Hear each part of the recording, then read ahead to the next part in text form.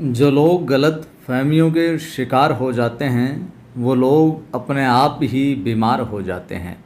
नमस्कार, जय हिंद। जीतने वालों को मेरा सलाम और जीतेगा वही जो विश्वास करेगा। हिंदी साहित्य इतिहास महत्वपूर्ण प्रश्नों का संकलन और वो भी व्याख्यात्मक रूप से हम हल करते हुए चल रहे हैं। यकीन जानिए, इस सीरीज़ के साथ आप आखिर तक जुड़े रहे, परीक्षा तक जुड़े रहे तो आपका हिंदी साहित्य का इतिहास बहुत तगड़ा हो जाएगा। चाहे आप फिर ग्रेड फर्स्ट की तैयारी कर रहे हो, ग्रेड सेकंड या फिर अन्य किसी भर्ती परीक्षा की, अन्य स्टेट की भर्ती परीक्षा की तैयारी कर रहे हो। पहला प्रश्न आज की इस कक्षा के अंदर, और ज़रूर लाइक किया करें, शेयर किया करें। पहली बार जो भी देख रहा है चैनल को सब्सक्राइब कर बेल आइकन क्लिक कर लेना ताकि इंपॉर्टेंट वीडियो का नोटिफिकेशन मिलता रहे। प्रश्न है, निम्नलिखित में से ज्ञानदीप का रचनाकार कौन है? ज्ञानदीप रचना का रचनाकार कौन है? उस्मान है, कासिम शाह है, नूर मोहम्मद है या फिर शेख नबी है? बताइए। आप उत्तर देते चलेंगे तो आपका तो कॉन्फिडेंस बढ़ेगा ही, हमें लगेगा कि हमारे साथ आप भी जुड़े हुए हो, साथ साथ चल रहे हो। ठीक है, सही गलत वो बाद की बात है। जो भी दिमाग में आ रहा हो पहला उत्तर, वो उत्तर दिया करें आप। तो ज्ञानदीप का रचनाकार कौन हो जाएगा? उत्तर हो जाएगा डी। ज्ञानदीप का रचनाकार है शेख नबी। ठीक है, और समय की मैं बात करूं तो शुरुआत से शुरू करते हैं। ज्ञानदीप का रचनाकार शेख नबी है, तो यहाँ पर इसका जो समय है, रचनाकाल है, वो लिख देता हूँ मैं 1619। क्या है? 1619। और यहीं लिख देता हूँ मैं क्या? ज्ञानदीप को। आगे देखिए, नूर मोहम्मद को देखते हैं। नूर मोहम्मद को देखते हैं। नूर मोहम्मद की एक रचना है, कौन सी है? अनुराग बांसुरी।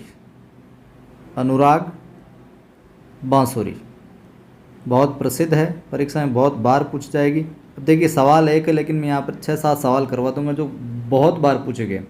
अनुराग बांसुरी 1764 ईस्वी।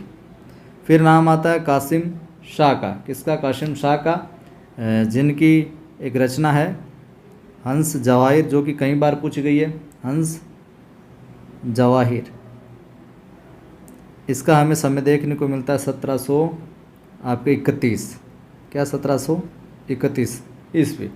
फिर नाम आया उस्मान का। तो उस्मान की एक रचना है जिसका प्रकाशन वर्ष 1613 ईस्वी है। कौन सी रचना है? कमेंट करके आप बताना। नहीं पता तो हम वीडियो के आखिर में है जो उसको देख लेंगे। ठीक है, आगे देखिए। प्रश्न आपसे पूछा जा सकता है कि मधु मालती के रचनाकार कौन है? कई बार परीक्षा में आया है। मंझन, कुतुबन, जायसी या फिर मुल्ला दाऊद? मधु मालती के रचनाकार बताइए। मधु मालती का रचनाकार कौन हो जाएगा? तो उत्तर हो जाएगा भैया क्या? ए, मधु मालती मंझन। और ये जो कवि है मंझन, ये सूफी प्रेमाख्यानक, सूफी प्रेमाख्यानक काव्य परंपरा के कवि हैं।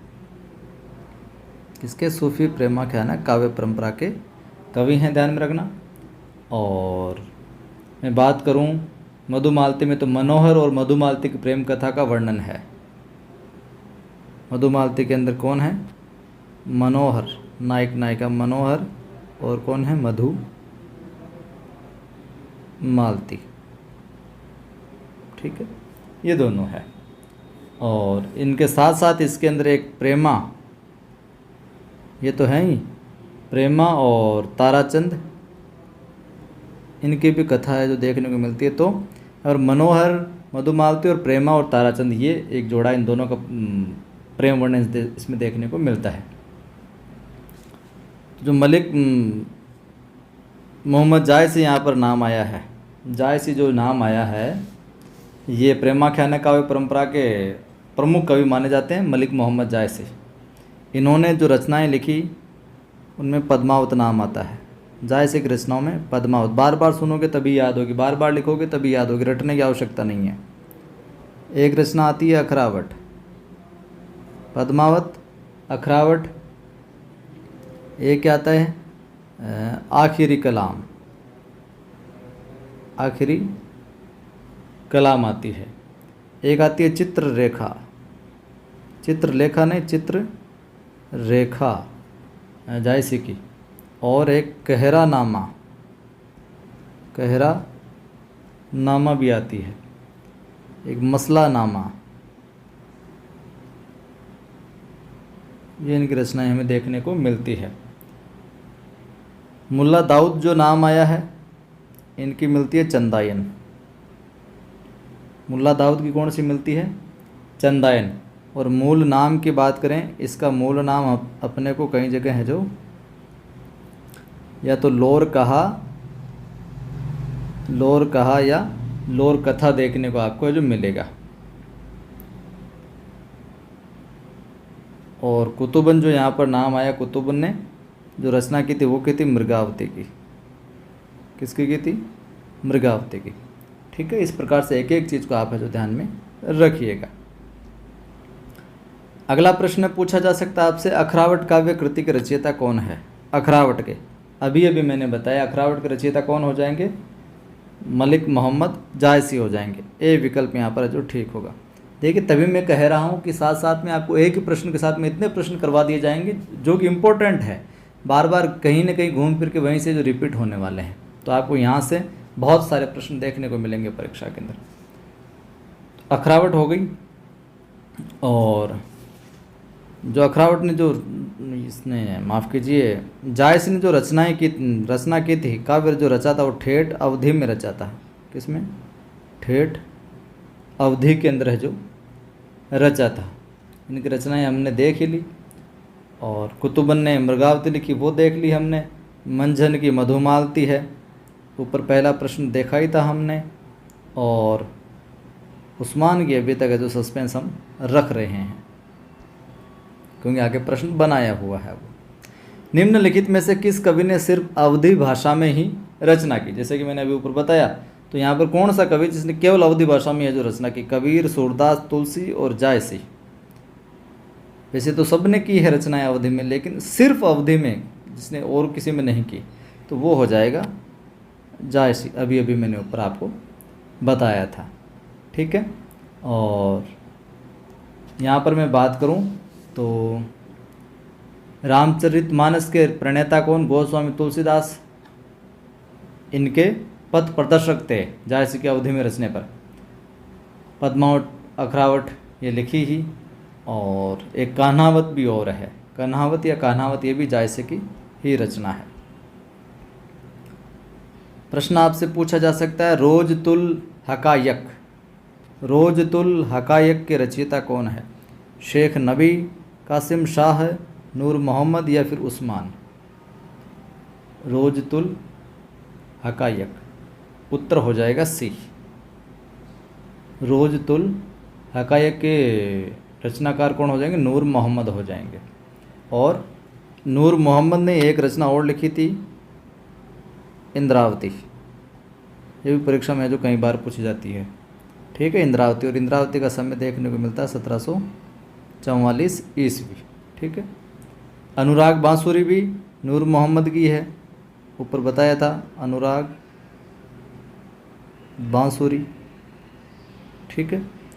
और बता देता हूँ मैं, ज्ञानदीप शेख नबी की है, हंस जवाहिर कासिम शाह की है। ठीक है। और ये जो ग्रंथ था इन्होंने फारसी में रचा था। किसमें? फारसी भाषा में लिखा था। और बाकी जो मैंने भी रचनाएं बताई थी वो अवधी भाषा वाली है। प्रश्न आपसे पूछा जा सकता है, हिंदी भाषा में, हिंदी लैंग्वेज में रचना करने पर किस सूफी कवि को मुसलमानों का उपालंब सुनने को मिला था? जायसी को, उस्मान को, शेख नबी को, नूर मोहम्मद को? हिंदी भाषा में रचना करने पर ये भैया इनको उपालंब सुनना पड़ा था। तो वो जो विद्वान है, जो रचनाकार, वो हो जाएंगे नूर मोहम्मद। इनको बड़ा सुनाया गया था कि भाई साहब क्या हिंदी में रचना कर रहा है ये वो। ठीक है। और इनकी इंद्रावती, अनुराग बांसुरी रचित ग्रंथ है इनके द्वारा, जो मैंने बता दिया। और रोजतुल हकायक भी है, जो कि इसमें फारसी में अपने को देखने को मिलता है इनका। प्रश्न आपसे पूछा जा सकता है, अच्छा सवाल है, कि पद्मावत की विधा क्या है? पद्मावत ग्रंथ की विधा क्या है? प्रबंध काव्य है, खंड काव्य है, मुक्त काव्य, या फिर ये सभी प्रकार देखने को मिलते हैं? पद्मावत की विधा, उत्तर हो जाएगा बंधुओं ए। क्या हो जाएगा?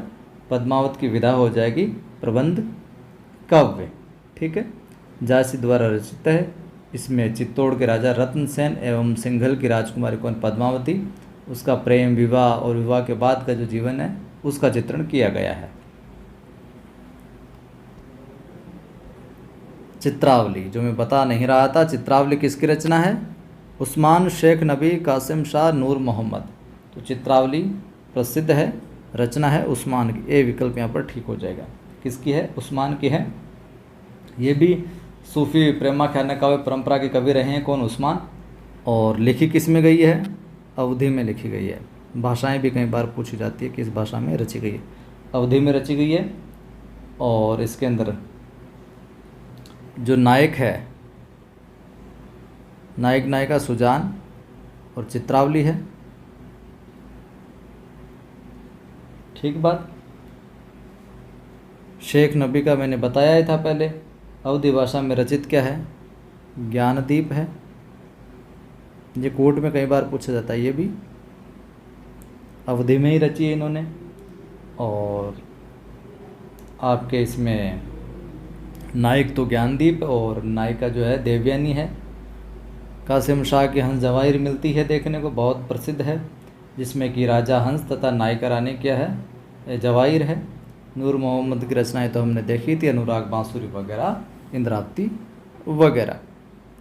तो ये था आज का वीडियो और वेरी इंपॉर्टेंट सवाल थे सारे, परीक्षा में यकीनन सवाल देखने को मिलेंगे। अब लाइक कर दो, लाइक करने का कोई पैसा नहीं लगता है। सभी दोस्तों को सभी ग्रुप में शेयर किया करो, व्हाट्सएप पर भी शेयर किया करो। और कॉर्नर में जो सब्सक्राइब लिखा है उस पर क्लिक कर लो, घंटे पर क्लिक कर लो, ऑल पर क्लिक कर लो, ताकि हर वीडियो की सूचना आपको मिलते रहे। टेलीग्राम चैनल ज्वाइन कर लो, नवसृजन क्लासेज नाम से भी है और कवि आदिगणेश हिंदी नाम से भी। डिस्क्रिप्शन में भी लिंक है, बाकी सर्च भी कर सकते हो। एप्लीकेशन है नवसृजन क्लासेज नाम से। फर्स्ट ग्रेड सेकंड ग्रेड का हिंदी का बैच चल रहा है, जुड़कर अपनी तैयारी को बेहतर बना सकते हैं। बाजार में अपनी सेकंड ग्रेड हिंदी की वन लाइनर बुक है, जो कि रिवीजन के लिए शानदार है। नज़दीकी बुक स्टोर पर मिल जाएगी, नहीं मिले तो उनको बोलना कि पायल बुक हाउस जयपुर से मंगवा कर दे दो। फिर भी नहीं मिले तो आप हमें 86 19 73 87 34 पर व्हाट्सअप कर सकते हैं। यहाँ से ऑनलाइन है जो भिजवा दी जाएगी। कैसे क्या, कितना क्या चार्ज रहेगा, सारी जानकारी व्हाट्सएप पर मिल जाएगी। जय हिंद, फिर मिलता।